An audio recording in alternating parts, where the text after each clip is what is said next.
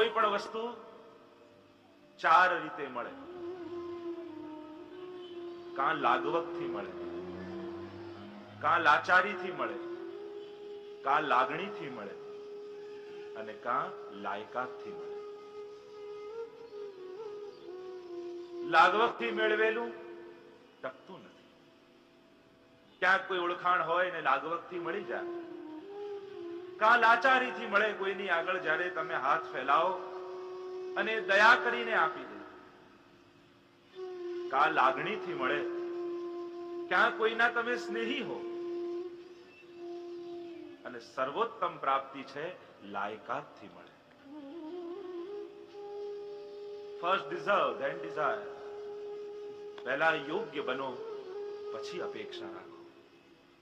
આપણે બધા જ સમાજમાં અનેક પ્રકારની અપેક્ષાઓ રાખીને બેઠા હોઈએ અને પછી ફરિયાદ કરતા હોઈએ કે અમે રહી ગયા, અમને નથી મળતું.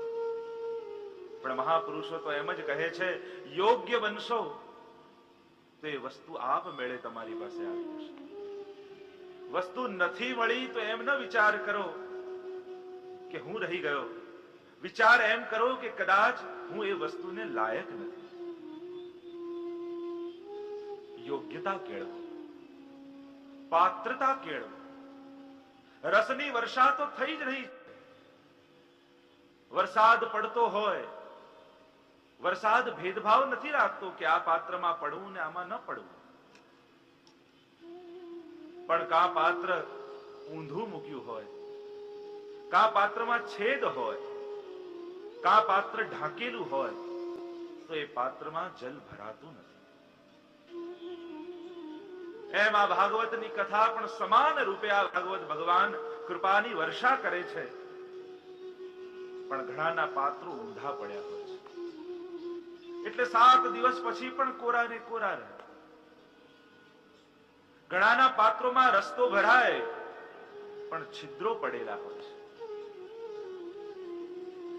તમે માટલામાં પાણી ભરીને લાવો અને માટલામાં પાણી ભરીને લાવ્યા, માટલામાં કાણું હતું અને ઘરે પહોંચતા સુધી તો માટલામાંથી બધું પાણી નીકળી ગયું, તો તમે વાંક પાણીનો કાઢો છો કે આ બધું જ પાણી ઢોળાઈ જાય છે. વાંક પાણીનો નથી, વાંક તો પાત્રનો છે કે એમાં કાણું છે. એમ આપણે બધા કહેતા આટલી કથા સાંભળીએ પણ કંઈ યાદ રહેતું નથી. અને વાંક કથાનો કાઢતા હોઈએ કે કથામાં કંઈ યાદ રહેતું નથી. વાંક કથાનો નથી, આપણા હૃદયના પાત્રનું છે કે એમાં જ ક્યાંક કાણું લાગે છે. વર્ષા તો બધા રૂપે થાય છે, કૃપા તો બધા ઉપર થાય છે. આપણે વાંક પાણીનો કાઢીએ એ યોગ્ય નથી, વાંક તો પાત્રનો છે. એમ વાંક કથાનો કાઢીએ એ યોગ્ય નથી, વાંક તો આપણા હૃદયનો છે. ઘણા કે કઈ યાદ જ ન રહે કથામાં, તો પછી કથા સાંભળવાનો અર્થ શું? શું કરવા કથા સાંભળ? એક ગુરુ હતા, એમણે પોતાના શિષ્યને કહ્યું કે શિષ્ય બેઠો હતો સામે અને શિષ્યએ પ્રશ્ન કર્યો ગુરુને કે ગુરુદેવ, આપ આટલા સુંદર વચનો કહો છો પણ મને કઈ યાદ જ રહેતું નથી, પછી આપના પ્રવચન સાંભળીને શું ફાયદો?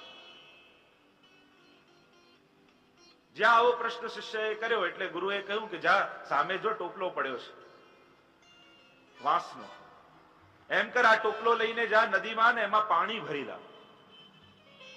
હવે શિષ્યને થયું કે આ વાંસના ટોપલામાં પાણી ભરાય ક્યાંથી? આમાં તો કાણા હોય, ઢોળાઈ જાય.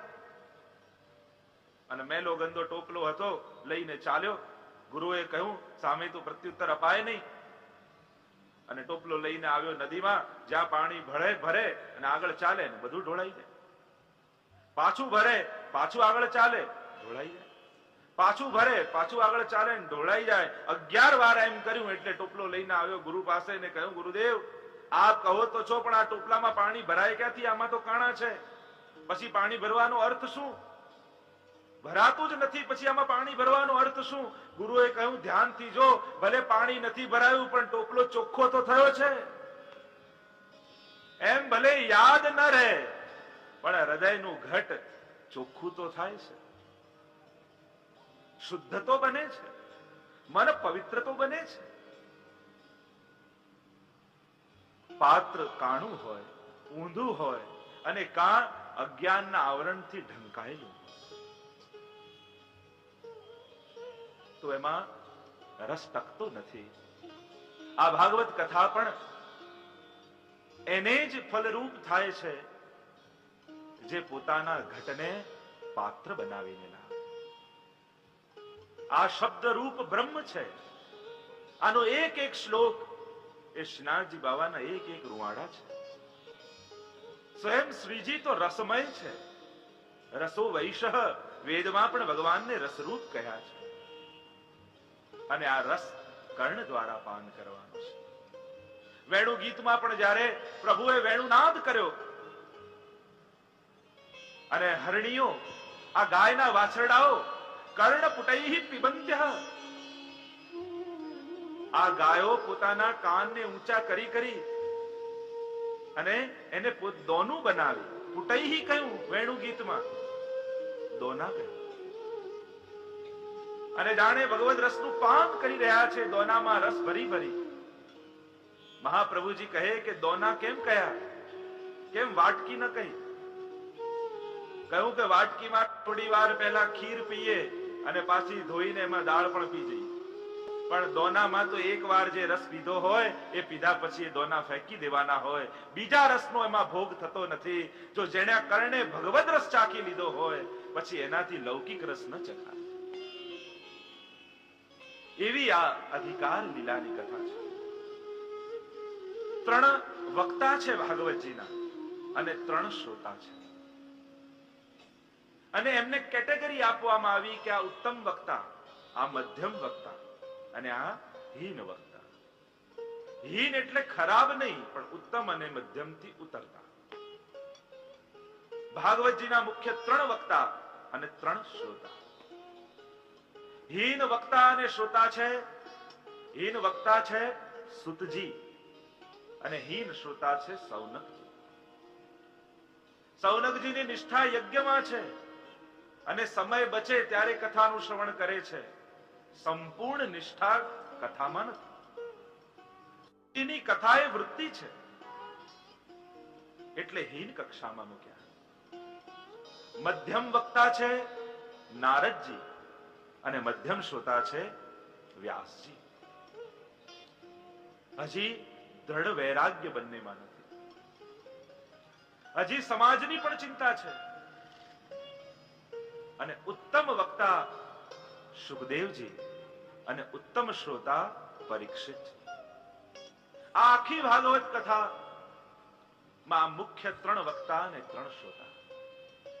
સુખદેવજી ઉત્તમ વક્તા કહ્યા કારણ કે એમાં દ્રઢ વૈરાગ્ય છે.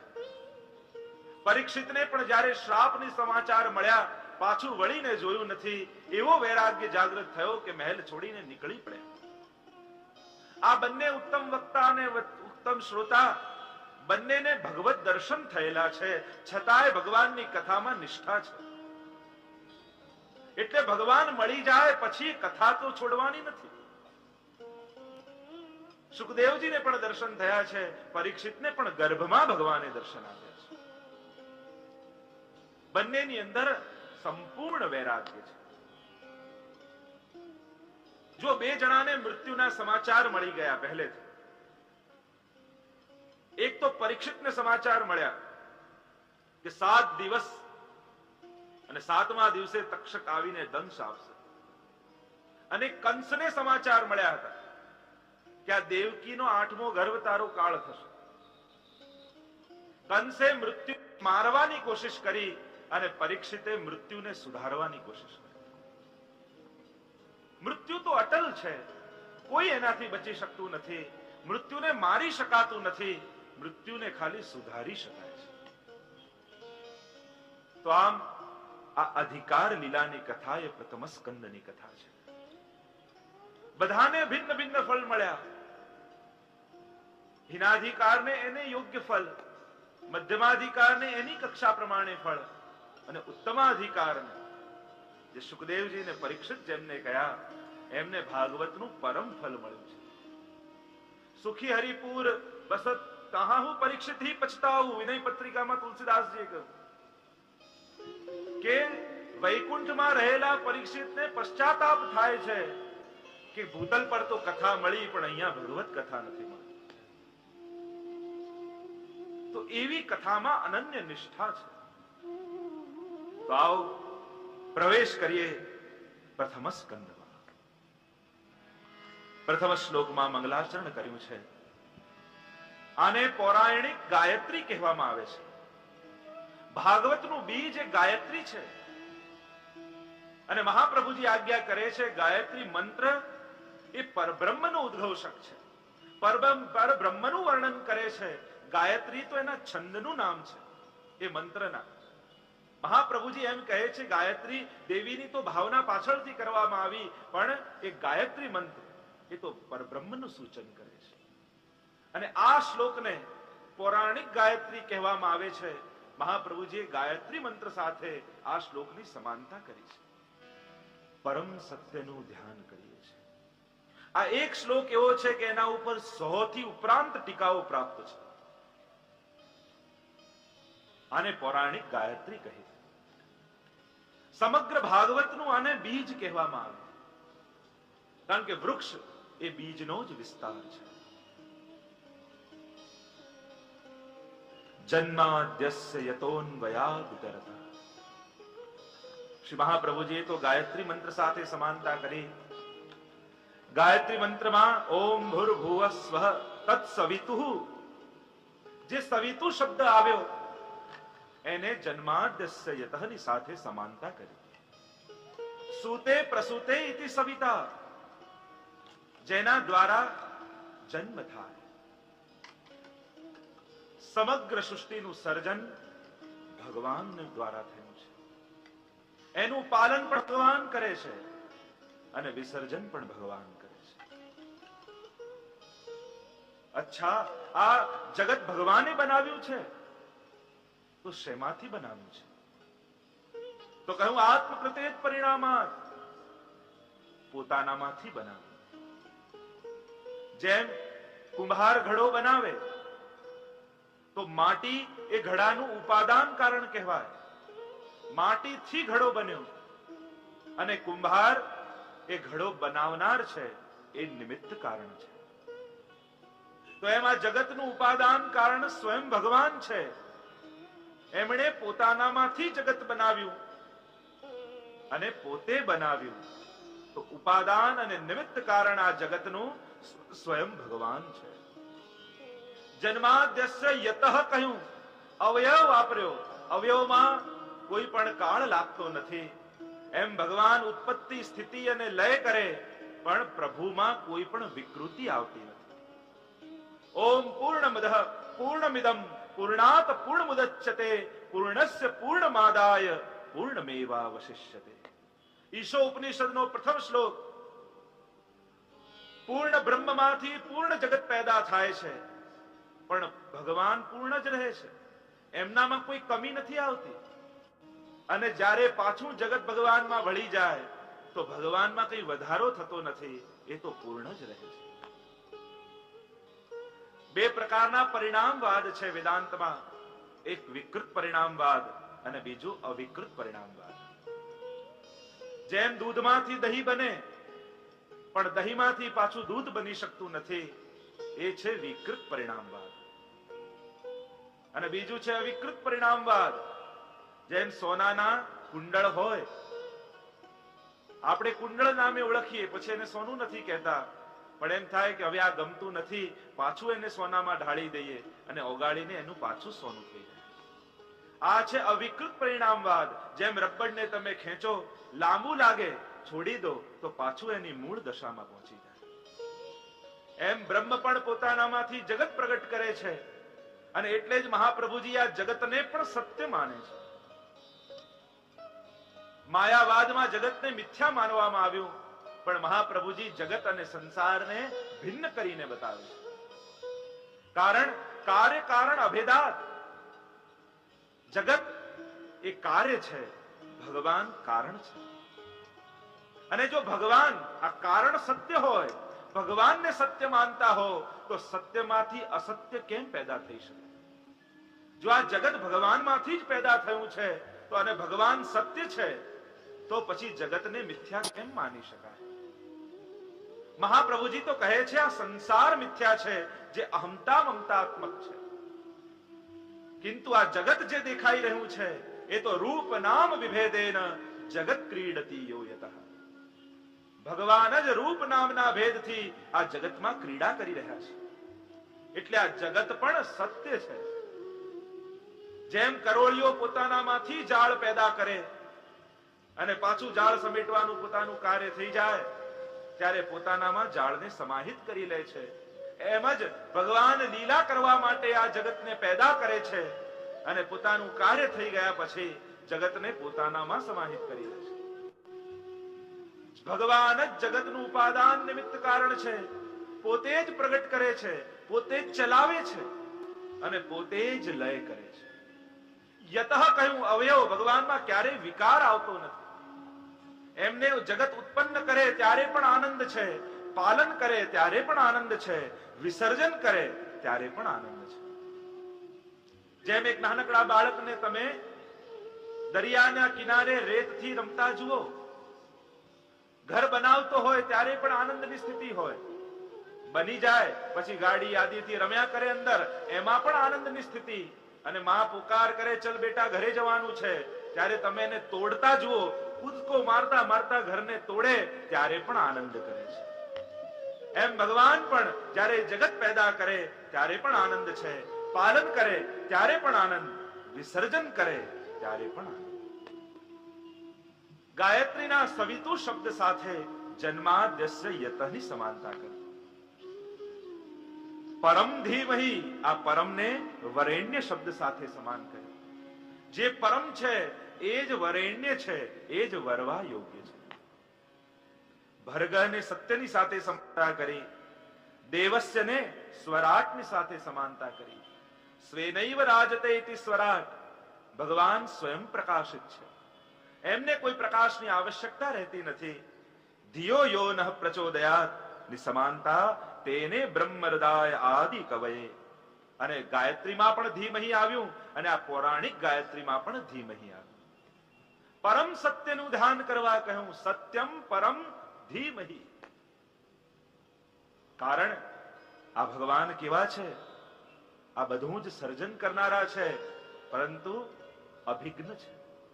બધું જ કરે છે છતાંય ક્યાંય પરોવાતા નથી, બધાથી પર. જેમ કાચબો હોય, એને જ્યારે ઇન્દ્રિયનો ઉપયોગ કરવો હોય ત્યારે પોતાના પગ અને મુખ બહાર કાઢે અને કાર્ય થઈ જાય ત્યારે બધું સમેટી દે. એમ આ બધું જ ભગવાનની લીલા છે. આ જે કંઈ પણ સર્જન વિસર્જન દેખાય છે, મહાપ્રભુજી તો કહે છે આ જગતનો ક્યારેય નાશ થતો નથી. પ્રભુમાંથી જગતનું આવિર્ભાવ થાય. જ્યારે કાર્ય કરવું હોય ત્યારે આવિર્ભાવ થાય અને કાર્ય સમાપ્ત થઈ જાય ત્યારે ભગવાન તિરોભાવ કરી લે છે. મહાપ્રભુજી આવિર્ભાવ અને તિરોભાવનો સિદ્ધાંત આપે છે. ક્યારે કોઈ પણ વસ્તુનો નાશ થતો નથી જગતમાં. હું તમને કોઈ પણ વસ્તુ આપી દઉં, તમે એનો નાશ નહીં કરી શકો. સૂક્ષ્મ રૂપે તો રહી જ જશે. જેમ કોઈ પાત્રમાં પાણી લો અને એને ખૂબ ગરમ કરતા જાઓ તો થોડી વારમાં પાત્ર ખાલી થઈ જશે. એટલે તમે એમ કહેશો કે પાણીનો નાશ થઈ ગયો? ના, પાણીનો નાશ નથી થયો, એનું વરાળમાં રૂપાંતરણ થયું છે. એમ જગતમાં કોઈ પણ વસ્તુનો, કોઈ પણ પદાર્થનો નાશ થતો નથી, કેવલ રૂપાંતરણ થાય છે. ન્યાય શાસ્ત્રમાં આપેલા અભાવ ચતુર્વિધનો સિદ્ધાંત મહાપ્રભુજી સ્વીકારતા નથી. મહાપ્રભુજી તો આવિર્ભાવ અને તિરોભાવની વાત કરે છે. તેજો વારી મૃદામ યથા વિનિમયો યત્ર સર્ગો મૃષા. જેમ સૂર્યપ્રકાશ પડે અને મૃગજળ રેતીમાં દેખાય, ખરેખર એ જલ હોતું નથી, પણ દૂરથી જે આભાસ થાય છે એ જ ભગવાનની માયા છે. આ જગત, આ સંસાર જે આપણને સત્ય રૂપે ભાસે છે, જેમાં સુખ લાગે છે સંસારમાં, એ તો ભગવાનની માયા છે. જેમ દર્પણમાં દેખાતી વસ્તુ, અરીસામાં દેખાતી વસ્તુ જો તમારે મેળવવી હોય તો અરીસા તરફ જાઓ તો ન મળે. કોઈ પાછળ રહેલી વસ્તુ તમે અરીસામાં જુઓ છો સામે, અને તમને એમ થાય વસ્તુ લઉં, તો અરીસા તરફ જાઓ તો ન મળે, અરીસાથી દૂર જાઓ તો એ વસ્તુ મેળવી શકો. એમ સંસારમાં દેખાતું સુખ એ તો ભગવાનનું પ્રતિબિંબ છે. સંસાર તરફ જશો તો નહીં મળે, જેટલું સંસારથી દૂર જશો એટલું જ એને પામી શકશો. આ ભગવાનની માયા છે જે જીવમાં આભાસ પેદા કરે છે. સત્યમ પરમ ધીમહિ. અમે તો એ પરમ સત્યનું ધ્યાન કરીએ છીએ. કેવલ સત્ય ન કહ્યું, પરમ સત્ય કહ્યું. આ પરમ સત્યનું અમે ધ્યાન કરીએ છીએ. ધીમહિ, કારણ કે જેનું તમે ધ્યાન કરો છો એનો પ્રભાવ તમારા ઉપર પડે છે. ગીતામાં તો આખું લિસ્ટ આપ્યું. ધ્યાયતો વિષયાન પુંસઃ સંગસ્તેષુ ઉપજાયતે સંગા સંજાયતે કામઃ કામાત ક્રોધો વિજાયતે ક્રોધાત ભવતિ सम्मोह सम्मोहात् स्मृति विभ्रमः स्मृति भ्रंशात् बुद्धिनाशो और बुद्धिनाशात् प्रणश्यति. એક ખોટું વિષયનું ધ્યાન, ધ્યાયતો વિષયાન પુંસઃ, એક કોઈ ધ્યાન કર્યું વિષયનું તો સંગ ધ્યાયતો વિષયાન પુંસઃ સંગસ્તેષુ ઉપજાયતે. કોઈ કારને રસ્તામાં જતી જોઈ એટલે તરત વિચાર આવ્યો, આ કાર મારી પાસે હોય તો. વિષયાન પુંસઃ સંગસ્તેષુ ઉપજાયતે, મેળવવાની ઈચ્છા થઈ. સંગાત સંજાયતે કામઃ, હવે તો આ મેળવવી જ છે કાર, કામના થઈ ગઈ. અને બહુ કોશિશ કરી, નથી મળતી તો કામાત ક્રોધો વિજાયતે, કામનામાંથી ક્રોધ પેદા થયો. ક્રોધાત ભવતિ सम्मोह, હવે તો બુદ્ધિ બંધ થવા લાગી. હવે તો જોઈએ જ, કોઈ પણ ભોગે, કંઈ પણ કરીશ પણ આ કાર ઘરે આવી જાય. सम्मोहा સ્મૃતિ વિભ્રમઃ, બુદ્ધિ બગડવા લાગી. માણસના જીવનમાં દુઃખ આવવાનું હોય ને તો ભગવાન પહેલા એની બુદ્ધિ લઈ લે. જાકો પ્રભુ દારુણ દુઃખ દેઈ તાકી મતિ પહેલે હર લે. બુદ્ધિ બગડે એટલે સમજવું કે હવે દુઃખ આવવાની શરૂઆત થઈ છે. और बुद्धि नाशात प्रणश्यति, બુદ્ધિ બગડે એનો નાશ નિશ્ચિત છે. જે માણસનું દુર્ભાગ્ય આવવાનું હોય ભગવાન એની બુદ્ધિ પહેલા લઈ લે. એટલે ખોટા ખોટા ખુશામત કરનાર લોકો ગમવા લાગે અને સાચું કહેનાર લોકો દુશ્મન લાગવા માંડે. અને જ્યારે આવું થવા લાગે એટલે માનવું કે હવે આની પડતીની શરૂઆત થઈ ગઈ છે. તો એક ખોટું ધ્યાન, ધ્યાયતો વિષયાન પુંસઃ, એક વિષયનું ધ્યાન છેક નાશ સુધી લઈ જાય. બુદ્ધિ નાશાત પ્रणश्यति. એટલે તમે કોનું ધ્યાન કરો છો? રાતના સૂતી વખતે તમને છેલ્લો વિચાર કયો આવે છે? અને સૂતા સૂતા જે છેલ્લો વિચાર આવે છે માનજો એનો જ તમારા જીવનમાં પ્રભાવ. તમે શું વિચારો છો સૂતા સૂતા? અરે કાલ એને માલ પહોંચાડવાનો છે, પેલાને ચૂકવવાના છે. એક વસ્તુ કહું, ઊંઘ ખોઈને પલંગ ખરીદવાની કોશિશ ન કરશો. ભૂખના ભોગે ભોજન લાવવાના પ્રયત્ન ન કરશો. આપણા મોટા ભાગે એ જ થાય. એટલું બધું ટેન્શન લઈ લઈએ અને પછી એ ટેન્શનના ભોગે પૈસા કમાઈએ તો એ જ થયું કે ઊંઘના ભોગે પલંગ લાયા. અને પછી એ જ મોંઘા પલંગમાં ઊંઘની ગોળી ખાઈને સુવાની કોશિશ કરવી પડે. છેલ્લો વિચાર રાતના તમને કયો આવે છે?